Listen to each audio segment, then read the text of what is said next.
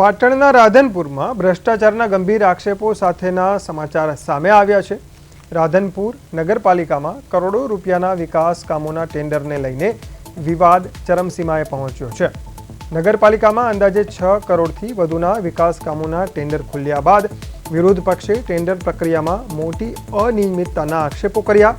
આક્ષેપ પ્રમાણે કેટલાક કામોમાં ઓછા દરવાળા ટેન્ડરોને જાણી જોઈને અવગણી મનપસંદ એજન્સીઓને ફાયદો પહોંચાડવા 40થી 50% જેટલા ઊંચા ભાવે મંજૂરી આપી દેવાય। આનાથી નગરપાલિકાને મોટું આર્થિક નુકસાન થવાની ચર્ચા છે। બીજી તરફ ચોમાસા પહેલા પણ શહેરમાં બિસ્માર રસ્તા અને ઉભરાતી ગટરોની સ્થિતિ યથાવત રહેતા સ્થાનિકોમાં પણ અસંતોષ છે। સ્થાનિક લોકો હવે આ સમગ્ર ટેન્ડર પ્રક્રિયાથી પારદર્શક તપાસ અને વિગતો જાહેર કરવાની માંગ કરી રહ્યા છે।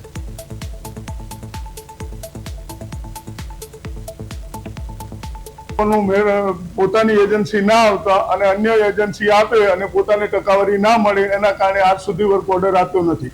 બીજી બાજુ 6 કરોડ ને 22 લાખના ટેન્ડરને સતત 3 વખત રદ કરી અને ચોથી વખત એમનું ટેન્ડર આવતા 50% ઊંચું ટેન્ડર આવ્યું એને કારોબારીમાં લઈ અને નેગોશિએશન કરવા પાર્ટીને બોલાયા વગર 35% ઓટોમેટિક નેગોશિએશન કરી અને ઉપર મૂક્યું છે।